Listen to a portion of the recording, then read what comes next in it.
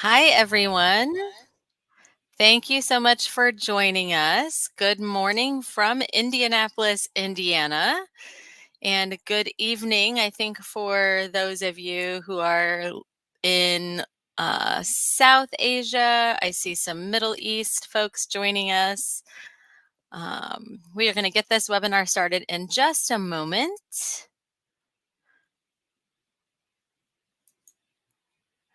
Looks like I'm not streaming correctly to Facebook. Let me see if I can fix this.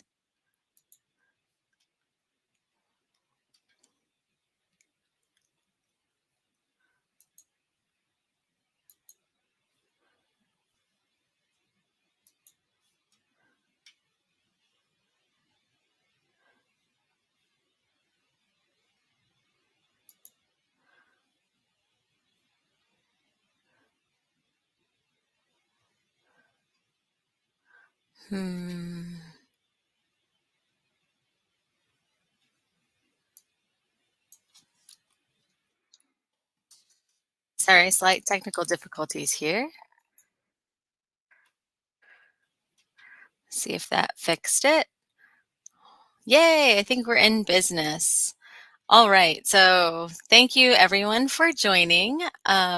I am Kelly Sumner. I'm the Director of International Admission here at IU Indianapolis, and I'm so happy to have my colleague Xander Krohannon here with us this morning to present about biomedical informatics. I'm looking forward to learning a lot, and I hope you all learn a lot from him as well.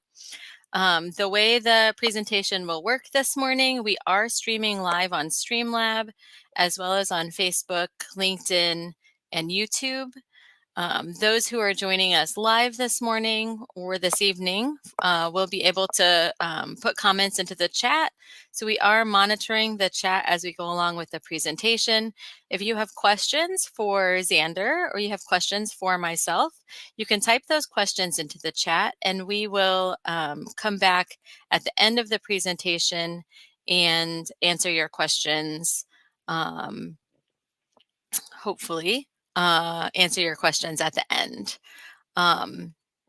We will also be providing certificates of participation to all of the students and folks who are joining us here for the webinar. So if you registered and submitted your email address, watch your email. Within the next few days, you should get a certificate.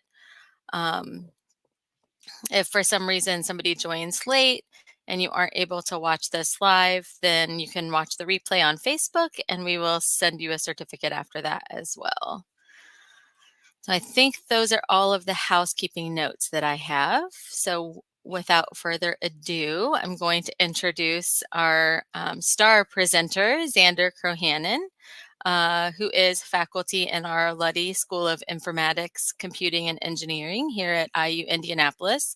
And he's going to tell us about biomedical informatics, what it is, what you can do with it, why you might want to study biomedical informatics at the university. And I'm looking forward to hearing what he has to say. So Xander, I'm going to turn it over to you. Any additional background introduction information you want to share would be fabulous. And I'll add your slides up there and then you can take it away. All right. Thanks, Kelly.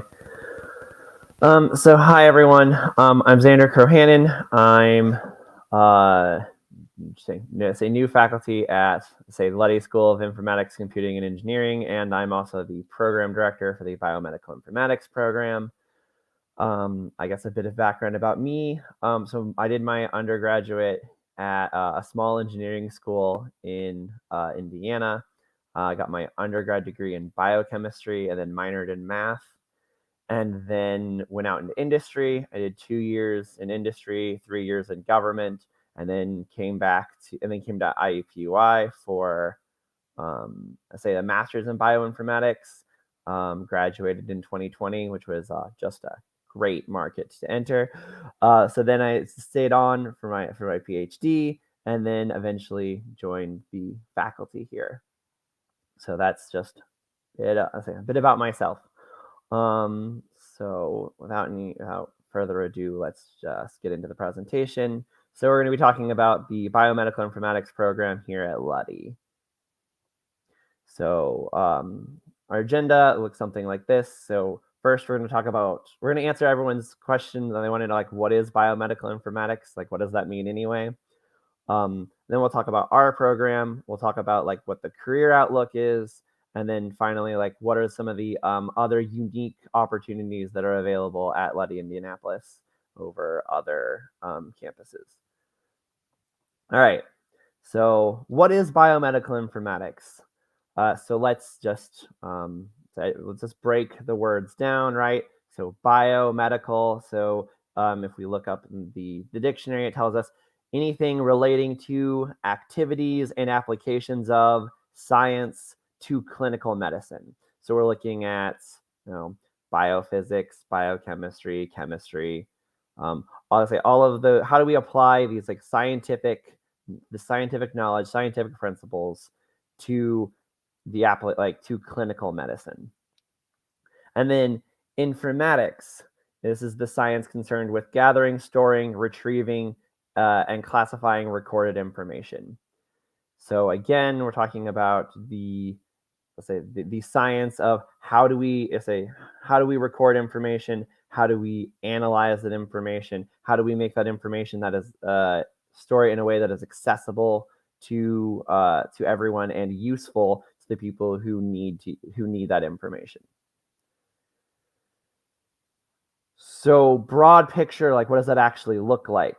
So as I say, it is the application of informatics on biomedical data. It is the way that we take wet lab data, like gene sequencing data or gene expression data or protein interaction networks, and turn those into markers for a particular disease. Turn gene expression data into a list of possible cancer treatments and cancer targets. Taking protein interaction network to a list of drug targets. Or on the health informatics side, something like taking a patient clinical survey. So, say survey after a particular procedure or patients with a particular condition, and then doing some type of analysis to develop new procedure for those patients. So in our program, it is a single program, the Bachelor's of Science in Biomedical Informatics, but we actually have 3 separate specializations in there. So bioinformatics is more science centric, looking at like doing scientific and clinical research. And then health informatics is much more applied. It's a lot more on the clinical side, looking at how different things affect human health outcomes, and then applying a rigorous data-driven approach to addressing those problems.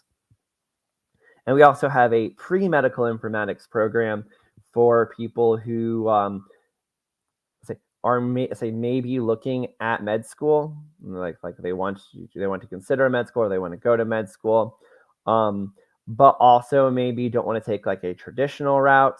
They want to, if they don't get into med school, they want to have like a strong alternative, or like I said, want to have a way, like I don't want to take like the standard biology route. This is an opportunity for me to still get everything that I need to get ready for med school, and have like a unique thing that makes me stand out over everybody else. We also have a variety of different accelerated programs that are available to anyone that's kind of cooked into the curriculum. So obviously, so we call these our 4+1 programs. So we have one in bioinformatics. So in 4+1 years, you'd be able to get both a bachelor's and in biomedical informatics and a master's in bioinformatics. Or we also have one for health informatics, and we also have a similar one for applied data science.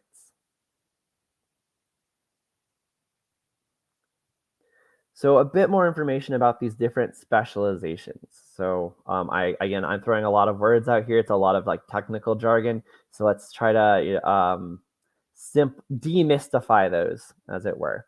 So bioinformatics, like we said, we're taking biological data and turning it into actionable, say, research.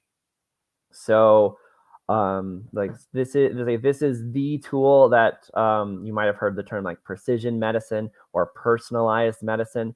Well, those things are only going to be possible in the future through the application of bioinformatics. If we want to be able to personalize particular treatments to specific individuals, that requires, high throughput, very specific data for that person. And bioinformatics is the only way of doing that at this time. So we're looking at using genomic data, so like gene sequences, but also molecular data. How much of a particular protein is expressed in this individual? How much of a particular RNA is expressed? Is that RNA have a particular marker at a particular location? And then trying to unravel, how do those things relate to a particular condition or a particular disease context? What does that mean? And then can we utilize that in any way to, for some type of treatment or cure, is the case may be. Again, and on the other end, like on the more like patient-driven, more clinical setting, we have health informatics. So we're looking about security is a huge area. We want to keep our personal information private and not displayed all over the internet. So how can we give the information that the nurses need to do all of their things, and the doctors need to do all of their things, and the lab technicians need to do all of their things, so everyone can make informed decisions, but not give so much information that we're jeopardizing patient security. Or along a similar line, say electronic medical records. How can we make data entry easier for for nurses, for all of the different people in the health area who have to touch it, but also make it readable for not just everyone who needs to make decisions, but also the patient themselves, right? It's one thing to say, well, your blood glucose is 80. But what does that mean? Like when I go into the portal and I check the results, what does 80 mean? Is 80 high? Is 80 low? We should probably need some type of visual indicator, and what type of indicator works best for different populations depends. And so health informatics is a way for us to not only identify that this is a problem, but identify different solutions to that problem. And then finally, like I said, the pre-medical informatics, this is it is more similar to the bioinformatics specialization. So there's more overlap between them, but this covers all of the courses, all of the that you would need for prepping for the MCAT or other med school standard exams.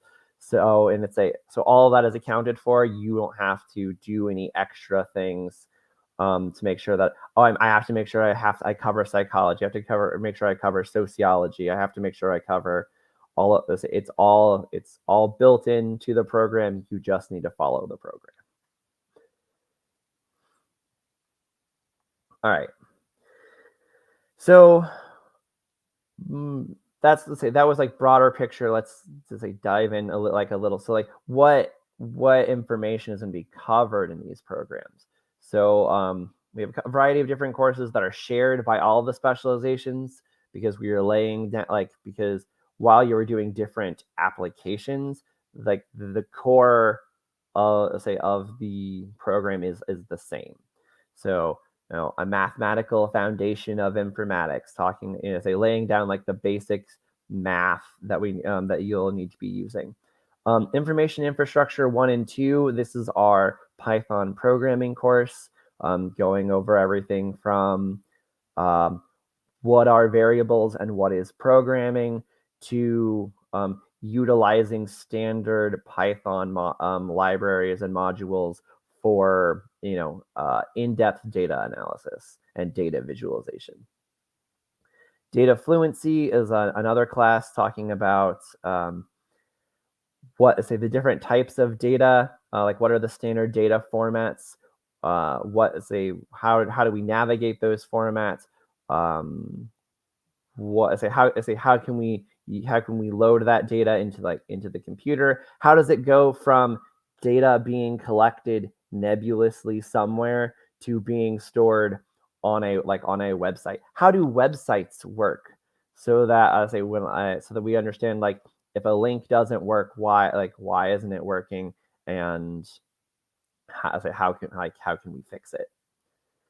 Biomedical informatics, obviously. So this is we're actually similar to this webinar, like talking about what is biomedical informatics, like what is it, what are the different steps, what are the different types of data that we can use, both in like a bioinformatics context and a health informatics context. Data mining, what is data mining? How can we do it? What can we use it for? Topics in informatics, talking about data structures. Again, what is a data structure? How can we navigate data structures? Why are some data structures preferable in some contexts over other contexts? Biostatistics. So this is a additional building block from the mathematical foundations, focusing specifically on statistics, and it's not a rigorous statistics course that you'd get from a math department. This is a very applied course looking at how yes, I understand what what these statistics are, but how can we use them? What are these statistical tests that we can use, and how do we interpret those? And then finally, applications programming for biomedical analysis. We're gonna say we learned programming, we learned biomedical informatics. Now let's kind of put those two together. Let's talk about the different tools that are used specifically in this domain for addressing these types of problems. So that's kind of the core of the degree. And then then obviously each specialization has different courses that are specific to it. So in bioinformatics, there's a introduction to bioinformatics. We talk about machine learning and using making basic artificial intelligences, and how we can use those in to solve scientific problems. Computational methods, where we'll talk about different algorithms so that we can understand how the algorithms in the machine learning actually works. Foundations for computational systems biology. So what is systems biology, and how does it work? Application programming for biomedical analysis, and then next generation sequencing. So it's not, this isn't just an entirely computer degree. We also need to understand how is this data generated, and understand the underlying biology. So we have a couple of courses like that as well. In the health informatics side, again, we have an introduction class. Database is a database design for health information management, so HIM. Talking about healthcare communication. Again, that same idea. I can tell you that your blood glucose is 80, but what does that mean, and how do I relay that to a patient in a way that's useful to them? Obviously, we have physiology and pharmacology, clinical information systems. So these are the information systems that are used in hospitals, that are used for clinical decision making and navigating just the whole of the at least the U.S. healthcare industry. Also looking at the business side, like healthcare, as in say at least in the U.S. and various parts of the world, is still a business. So it's not enough to say, well, this is the ideal solution, but what is the business costs of it? Does it make sense from a business standpoint to implement these solutions, or how can we change the solution such that it aligns with the business interests? And we talked about clinical decision support. Again, talking about how these clinical decisions get made. Should this person who had should they get should we get chemo for them, or can we do some other type of medication? How is that decision made? And then we talked earlier about the security and privacy, and so we have a whole course dedicated to that. And then on the other hand, on the pre-med course, so again, a lot of courses from the bioinformatics section, so introduction to bioinformatics, application programming, next generation sequencing, all of those things, but also a lot of life and physical science courses, again, to get you prepared for med school. So biology, genetics, molecular biology, chemistry, organic chemistry, and physics. And then all of your other soft sciences, psychology, anthropology, things like that. So what are the specific technical skills that we'd be that you'd learn throughout the program? I mean, several actually. So how to program in Python, how to program in R, Linux, how to program in Linux and Unix using bash commands, SQL, structured query language. How do I navigate a database, and how can I use SQL to pull just specific information from the database? Data analytics. Data visualization, talking about how I have this data, but how do I present it to people? What's the best way? What's the best way of doing that?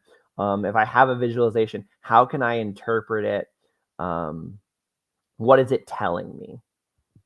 Again, statistical analysis, pretty straightforward. And then and data mining. So we've now moved on into what are the things that are offered at Luddy. So especially for career outlooks. So we have a whole group of people. Luddy Career Services, they're great, they're wonderful, they're always available. They will help you search for jobs. They'll teach you how to search for jobs. They'll help you assemble a portfolio. Help put you in contact with people looking for internships, and how to connect with employers, not just through LinkedIn and online things, but also through in-person events. Additionally, each program, regardless of specialization, has a capstone requirement. So capstone is just a large project. So you will spend a whole semester working with either faculty on IUPUI's campus, or other employers in the area through as part of your internship. And you'll do some type of research project, some type of independent project to meet some criteria for some external person. And again, the idea of this is that it will help build your portfolio and can provide really valuable industry experience and relationships. So currently we have graduates from our program enjoy an 85% employment rate after graduation, with a median starting salary at $52,000. So some higher, some lower. And here are some of our largest partners in the area. So IBRI, or the Indiana Biosciences Research Institute, are just a few blocks from our campus downtown. Same thing for Eli Lilly, one of the largest drug companies in the world. Their headquarters is just a few blocks from our location. IU Health is actually the IU a line of hospitals, and so it's a kind of a combination of they are a fully functioning hospital, but they also do let's say various research projects, and so they are a large employer of our students, and they are one of the largest employers in the state. Epic, no, not Epic Games. Epic, the EMR company, electronic medical records. So they are one of the two largest EMR companies in the United States. And then finally, Regent Street Institute. This is another. You've probably never heard of them, but they are a big player in the world of health informatics. They actually pioneered the open medical records, which are free and open source electronic medical record systems that are being deployed all throughout developing and developed nations, because it's like an alternative to Epic. And they pioneered this system, and they are again just a few blocks from our campus. Finally, I just want to talk about the unique opportunities available only at Luddy. So we have a variety of collaborative research initiatives. So we have a whole bunch. As a result of being kind of situated neatly in Indianapolis, we have a lot of connections with all of these employers, and we can provide students the opportunities to work not just with research faculty, but also with leaders in industry. We also have the opportunity to, with our association with IU, we can leverage IU's supercomputers, which are among the largest, the largest in the Midwest and some of the largest in the world. We already talked about the proximity to a variety of different companies, just being a few blocks from campus. And we have a very vibrant student community. There are all sorts of different clubs for virtually any interest that you'd have. And if there isn't one, you are free to make one. I just now want to take an opportunity to highlight some of our success stories. So Sayati Solmaraju, she is one of our current undergrad students. She's in the bioinformatics specialization. She's a research assistant in one of the graduate research labs at IUPUI. She served as last summer. She was an intern at IBRI. I and another and our collaborator just recently published a paper in PLUS Pathogens, looking at the different technologies and techniques to analyze viral parasites in people, especially Plasmodium falciparum, which is the thing responsible for I'm blanking on anyway, Plasmodium falciparum. It'll come malaria. Malaria is what it's for. And then she is also an undergraduate Luddy student ambassador. So helping new students learn what is available at the school and where it's located at. And then another dear friend of mine, Neil Sangani. He was one of our first bachelor students. He was in the pre-medical informatics specialization, so looking for med school.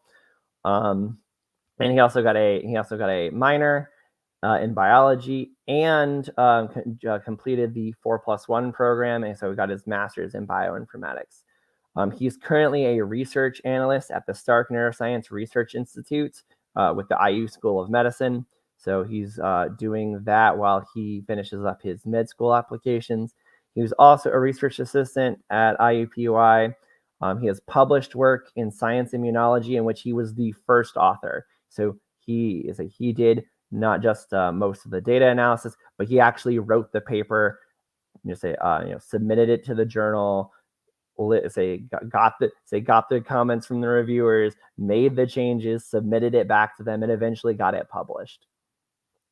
He was also the former president and founder of the Biomedical Informatics Club, which is our like our student club on campus, and is one of the most involved organizations on in our school, especially for its size, and was also an undergraduate Luddy student ambassador.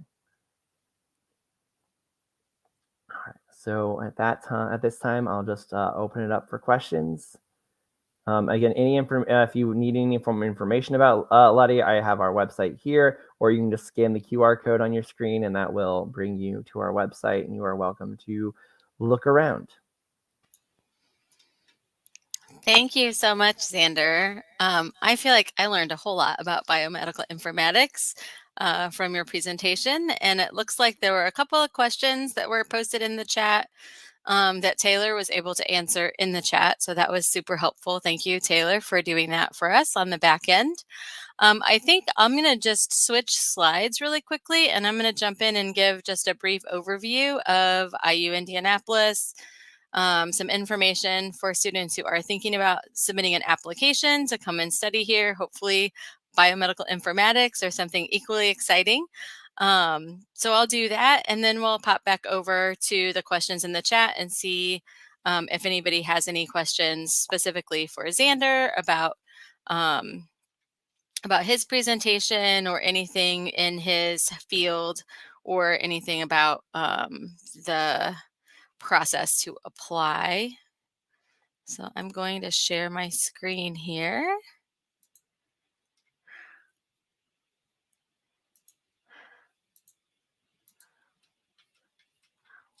All right, so Xander did a great job talking already a little bit about our location in Indianapolis. So I've got a few slides about that in my presentation as well, but I can move over those quickly because I think he did a great job highlighting why the location of our campus is so helpful for students, especially when it comes to things like professional networking, internships, having so many of the main industries students are interested in working for just located steps away from our campus. So you might have heard IUPUI mentioned a few times. So this slide is just to point out that we are undergoing a transition. IUPUI is currently our university's name, but we will be switching over fully to IU Indianapolis starting in the fall of 2024. So our university has been located here in the city for the last 54 years. And now with this transition, we're just going to build upon that foundation to continue to offer innovative programs for students who are coming to IU Indianapolis. We are a large campus. We have about 30,000 students. Our international student population is around 2,000. So this fall, we actually broke a record 7.4% of our overall population are international. So we're really happy about that. We have students from over 100 countries represented on campus. And even though we're a large university, we do try to keep class sizes smaller when we can. So 3/4 of our classes are still going to have 30 or fewer students in them. You may have some large classes with the large lecture hall style setup, but really you're going to have more smaller classes than you are those large ones. And we have a 13:1 student to faculty ratio. So again, I think that's actually very good for a university our size. We do have a lot of emphasis on giving students a personalized experience. We want you to have a chance to be very active in the classroom and outside of the classroom. Your faculty want to get to know you and help you through your academic journey as well as your professional journey after that. So we have top programs in STEM. The university is very well known for health sciences as well. Obviously, the presentation you just saw here does a great job of highlighting how those two things intersect and support each other really well with biomedical informatics. We do also have the only dental school in the state of Indiana, the largest medical school in the US, and the largest nursing school. So again, a lot of things happening in the medical space on our campus, which gives a lot of those excellent research and internship opportunities to our students in biomedical informatics. We're also home to the Biohealth Informatics Research Center, Integrative AI Institute, and a lot more in that field going on here as well. My office, the Office of International Affairs, provides support for all of the international students here on campus. So we have comprehensive orientation and welcome services from the time you touch down in the Indianapolis airport. Somebody will be right there to kind of help walk you through what you need to do to get started here on campus. We have programs and events that can help students adjusting to kind of a different culture, a different educational environment. We have a really fantastic program called the International Peer Mentors Program, where students can be matched up with a peer mentor to kind of help you get kind of accommodated and integrated into everything going on campus. That's also actually an on-campus job opportunity once you've been here. If you would like to be a mentor for incoming students, that's something that you could do as well. And then we have like I said, various programs and activities that are designed to help students kind of get to know campus and also get to know the community, the Indianapolis community around us. You can see a beautiful shot of our campus. I don't know when this was taken, but it looks like the trees are starting to change colors. So we're getting ready to roll into the autumn or fall season here, here in Indianapolis. But you can see this is our campus. You can see the beautiful skyline of Indianapolis there in the background. Definitely a really nice campus environment, but being located right by the city, you are within walking distance of so many things. This student quote here is one of our students from Malaysia, talking about how they really appreciate the diversity of Indianapolis. So not only do you have the diversity of the campus community, like I mentioned earlier, but also being in the city, there's just so much to experience, a lot of diversity in the city, as well as being a very welcoming city. I think I've had many people from outside of the US travel to Indianapolis and say, you know, it's a big city, but it doesn't really feel like a big city. Maybe if you've been to New York or Los Angeles or someplace that's a little bit bigger than Indianapolis and felt like maybe people weren't super friendly, that's definitely not the case in Indianapolis. It's a big city, but it does feel more like a small town in terms of people being friendly and welcoming. And I think that our students really appreciate that. Indianapolis is also known as Indy. So if you hear people say Indy or maybe IU Indy, that's just a shorter word for Indianapolis. But it is the capital city and the economic center of the state of Indiana. We already talked about how it's great to have all of these internship and career opportunities right at your fingertips. There's a lot of places that are within a 15-minute walk from campus. As far as big cities go, it's relatively safe. It's nice and clean.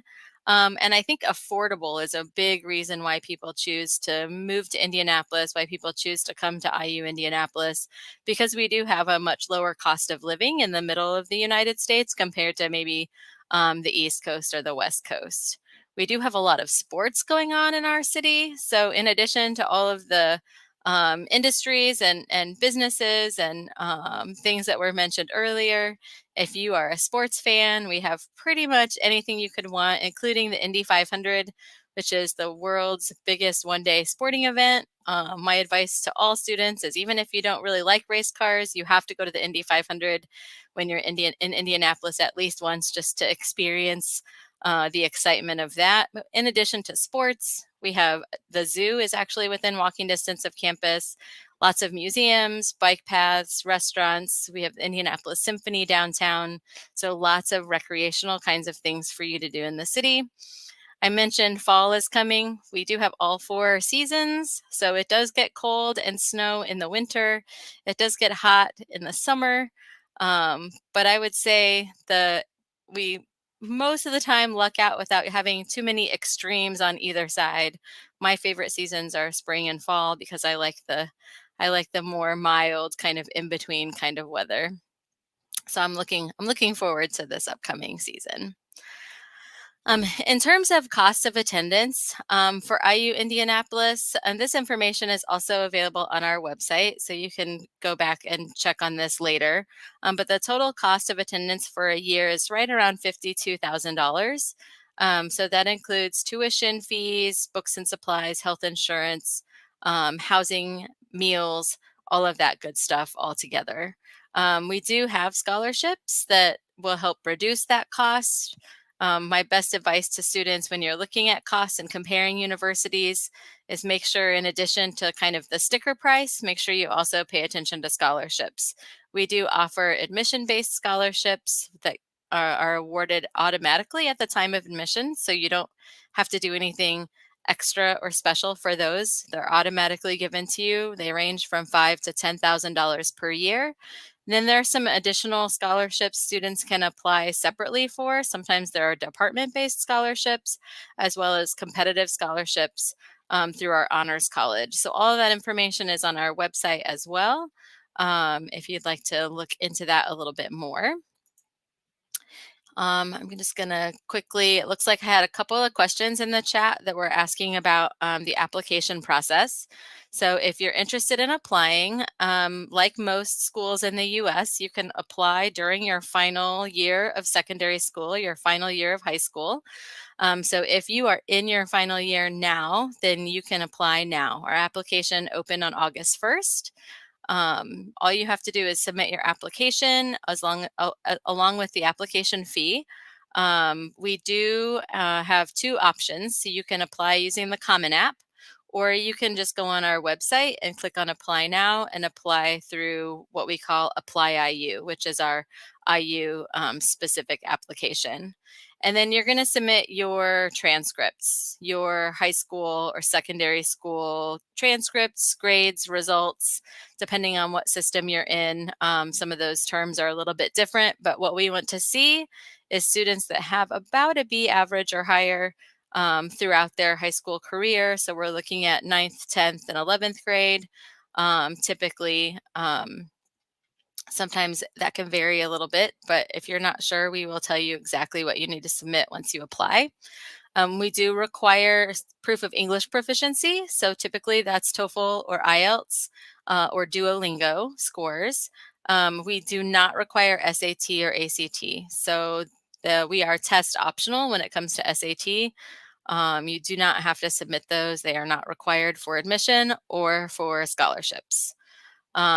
Typically, once you've been admitted, then we're going to ask you for some additional documentation for your I-20. So for international students that need to get a student visa, you're going to have to submit some financial documentation showing that your family can afford to pay the cost for 1 year. And that is also the same standard that the embassy will ask when you go to apply for your student visa. In terms of our deadline for applications, we accept applications all the way until May 1st for students who want to start in the fall. We do also offer a spring intake, so that starts in January. We can accept applications up until December 1st for the January intake. Although I do always tell students apply early, especially when it comes to those scholarships. Scholarships, a lot of times are first come, first served. The competitive scholarships can have earlier deadlines. So really the sweet spot to apply is going to be between August and like November 1st. So ideally, that's when you would submit your application, send in your documents, and then we process applications on a rolling basis. So that means once you've submitted all of your documents, within a few weeks, you should hear back about your admission and also about any admission-based scholarships you've been awarded. And then at that time, we'll let you know what else there is to do. If you qualify for additional scholarships, we'll send you the steps to apply for those. If we need your financial documentation, we'll ask you for that.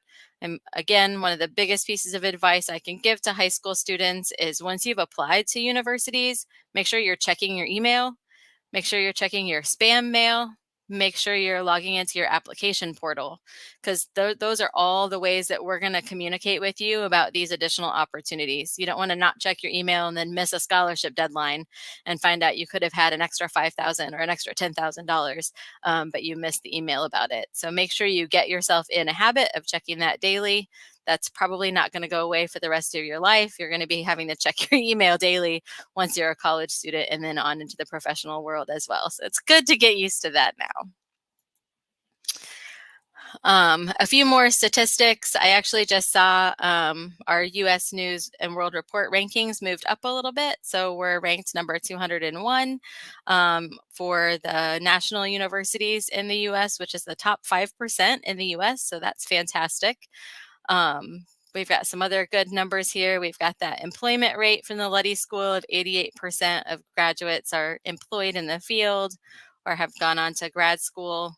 Also, especially for students considering careers in STEM, Indianapolis is number 4 in the US as far as cities for high-tech job growth. So that kind of builds on what Xander had said before about a lot of companies and up-and-coming industries moving into Indianapolis and making us their home as well. So that's the end of my brief how to apply to IU Indianapolis presentation. The QR code on the screen leads to our link tree where you can find links to the webinar series flyers. So if you're interested in joining additional webinars, we have some coming up over the next several months that I think at this point, all the ones we have scheduled are with the Luddy School of Informatics. So you can explore some of the other majors and options within that school, as well as links to information about scholarships and how to apply, and all that stuff is available there.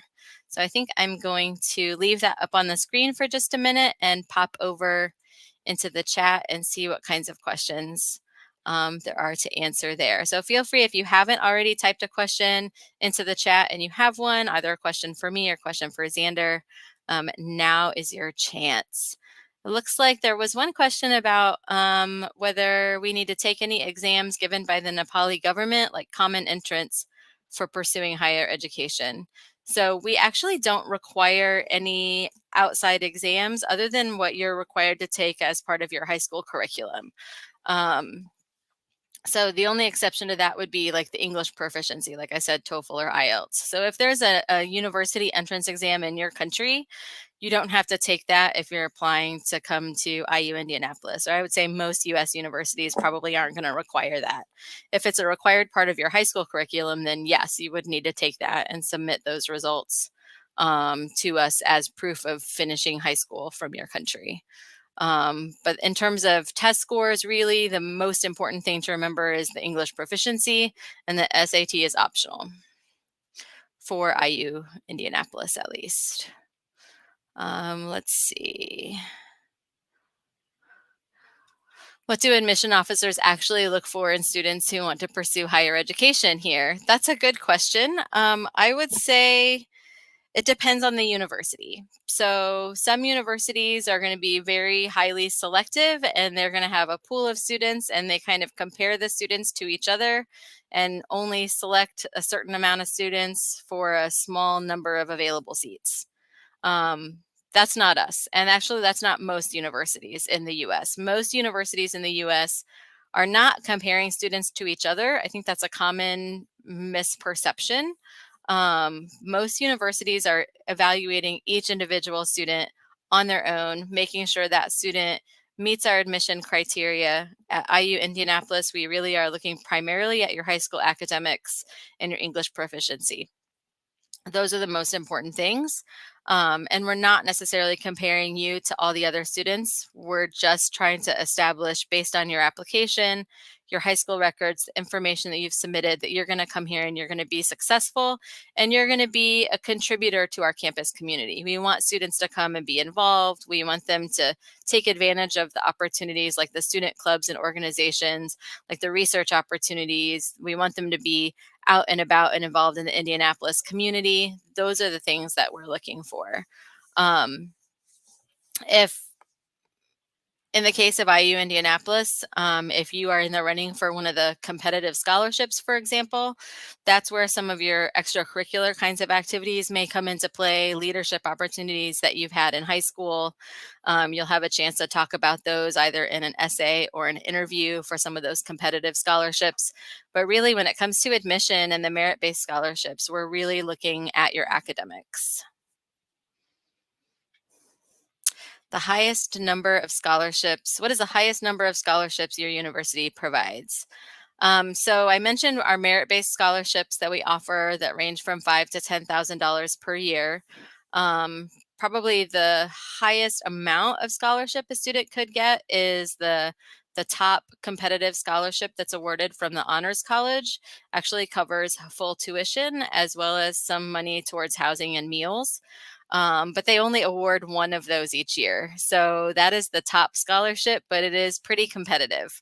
Although I will say they set aside one of those per year for just an international student. So you're competing against the other top international students, not necessarily against all the students that have been admitted, including the US citizens, but it's still pretty competitive. So I guess that would be our top scholarship.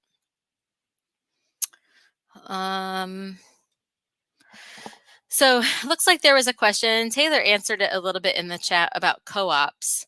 So the way I understand it, sometimes when students are asking about co-ops, they're asking about a specific kind of structure that is available in some universities where students do their classwork for one semester, and then they actually do like almost like a full-time internship for the next semester, where they're just working and then back to taking classes. So where they're kind of switching back and forth between taking classes and working and not doing the two together. We don't have a structure specifically set up like that here. Students do their internships either during the semester along with their coursework. So kind of as a part-time job in addition to the classes they're taking. I think also it's pretty common for students to do internships during the summer. So you don't actually have to take classes during the summer. When you're an international student, you're required to be a full-time student. You have to take a full-time course load for the fall and the spring, but not necessarily in the summer. So for a student who's worried about balancing an internship along with their class courses and classwork that they have to do during the semester, doing an internship during the summer is definitely possible.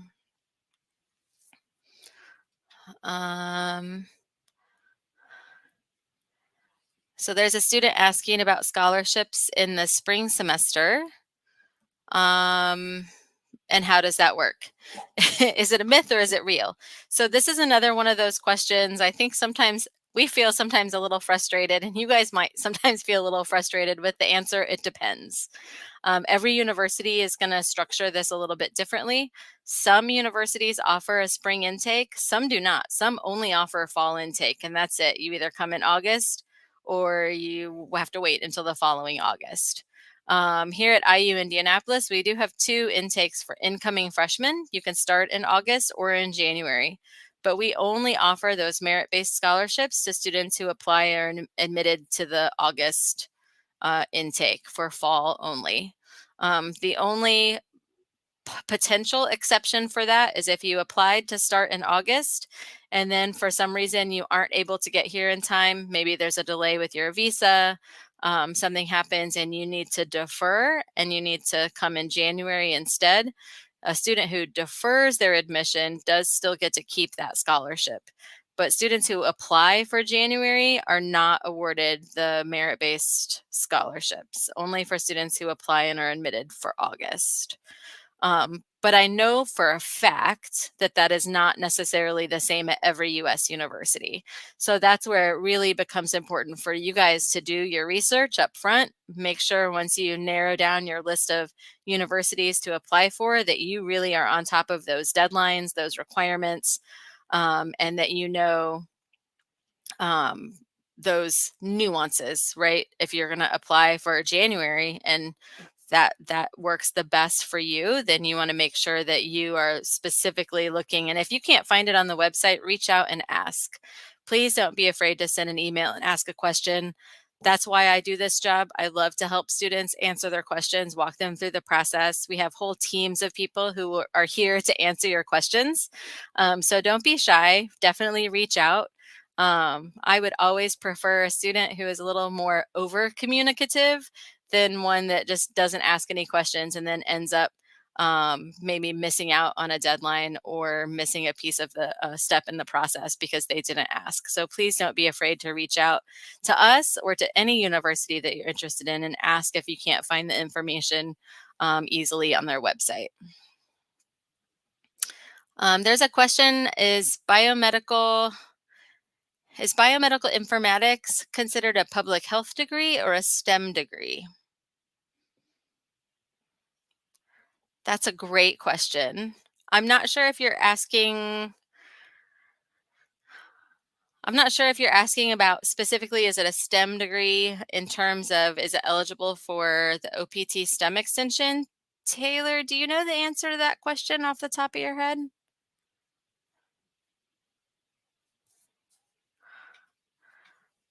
I'm going to have Taylor see if she can answer that in the chat. I think it is considered a STEM degree. So to clarify what I just said, now that we got that information from Taylor, international students who study in a STEM program in the US are eligible to stay for a period of work authorization after they graduate. Everybody, regardless of what you study, can do that for 1 year. Students in a STEM program can actually apply for an extension up to 3 years. So the biomedical informatics, Taylor is saying, yes, that would qualify you if you wanted to stay in the US and work, you could stay for up to 3 years because that is a STEM degree. If that wasn't quite the question you were asking and you were just kind of asking about sort of general classification, it seems like it could potentially be both. There's an awful lot of technology involved in biomedical informatics, as you know, the presentation from Xander kind of laid out for us. But I think there are some public health implications, right? If you wanted to use your biomedical informatics degree to be involved in public health, obviously that's just a different view of healthcare, right? Where you're not really thinking about individual patients and their treatments and their diagnoses and prognoses and all that kind of stuff, but you're looking at things from more of a community health perspective. How do we handle pandemics? How do we handle getting vaccines out to people for various diseases that are causing issues with a community at large? So I think, I don't know, Xander, if you want to jump in on that at all, but I think you could probably consider it to be, depending on what you do with it, I think it could be both. Definitely STEM, but also it could potentially cross over into public health. Right. So there's the we have another school on campus, Fairbanks School of Public Health. We actually do a lot of collaborations with them, specifically like that biostatistics course I was mentioning. Like that is Fairbanks runs that, and then our students take it. So there's a lot of overlap for like with biomedical informatics and public health, especially like applications thereof.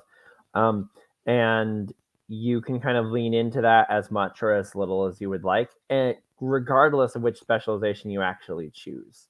Like so how I say exactly what Kelly was talking about. So how do we, if you want to do like on the bio side and still like do public health, you could be like, well, how do we deal with pandemics? How do, it's like, if the virus changes at this rate, like what are the, like what are the scientific things that we can do to address it, and also like how can we message that to the public, or say on the health side, just these are the like health implications of like this is what scarcity looks like in a pandemic situation. How can we communicate that? How can we organize it? Is there anything that we can do to make this more robust?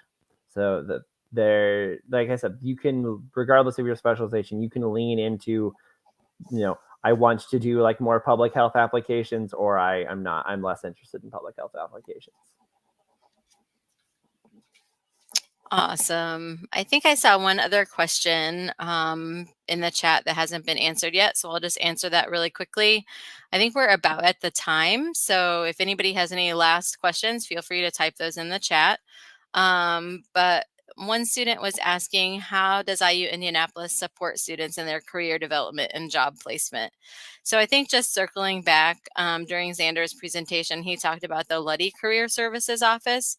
So within each school or department on campus, there are career services people specifically focused on helping students who are studying in those majors and those programs to help them with internships and with finding a job after they graduate. So the Luddy School is no exception. There are dedicated people in the Luddy School to help the Luddy students with that process. There are also university career services opportunities. So there's a career services office for the university, job fairs and different things going on all the time to help students across the university campus. To add to all of that, I will say two things. Number one, nobody's going to just hand you a job. So as a student, I think it's really important for you to start thinking about that from the beginning. Whenever you see that there's some sort of a event going on within your school or within the campus that is related to networking, helping you with your resume, helping you with your LinkedIn profile, internship fairs, make sure that you're taking advantage of all of the opportunities. Don't wait until you get to your third or fourth year and then say, oh, I should probably start thinking about getting a job now. The more proactive you are, the more you're taking advantage of all of those opportunities, the better. And then the other thing I would say is, in addition to the career services, both in the schools and for the university, connect with your faculty. A lot of our faculty in various schools are connected to the profession. They're connected to the industry. They know people who are out working in the field. And sometimes they hear about opportunities for internships and things, maybe even before it's on the radar of the career services folks. And your faculty will get to know you. They'll know what you're interested in. You'll kind of get to know them and what areas they're connected to, what areas of research maybe they're interested in. And that will just help you in the long run to find those opportunities outside of the classroom to get those job experiences along the way. Anything to add to that, Xander? So say from the beginning, we have a class. Say in the first semester, we have a class you take with our the guidance office, and it's the first year seminar, and that includes touching base with career services, and you'll those include assignments like build a LinkedIn page, build a resume, let's do a resume review. And actually, I talked about our Biomedical Informatics club. They partner with career services, and they do a resume review thing. It's a event and mock interviews at least once a semester. I actually I teach information infrastructure 1 and 2, and all of our all the assignments require a GitHub repository. So even as you are going through the courses, you are building a portfolio. So it is very career focused. So that when you do come to junior or senior year and you are start looking how do I get a job, you don't have to start from zero. You have all of these things that are just built into the curriculum to make this as easy as possible. Awesome. Thank you, Xander. So I think that wraps up our webinar for today. I'm going to try to unshare my screen here. There we go. So thank you so much to all of our attendees. Thank you to Xander for the excellent presentation and all the information about biomedical informatics today. Like I said, I feel like I learned a lot. Hopefully our attendees did as well. Thank you to Taylor for answering questions in the chat on the back end for us. We really appreciate that. Please stay tuned. Check your email inbox within the next few days. You should get a certificate of participation for joining us today. And then keep an eye out for the upcoming webinars as well. We would love to have you attend any of our upcoming webinars that are also going to be highlighting different programs within the Luddy School of Informatics, Computing, and Engineering here at IU Indianapolis. If you have any other questions afterwards, feel free to reach out. The iapply@iu.edu is the best email to reach out with any of your questions related to IU Indianapolis, and then we can either answer them or forward them to the correct person if we are not the ones who have the answers. So all that being said, thank you so much again for attending. We really appreciate it and hope to hear from you soon.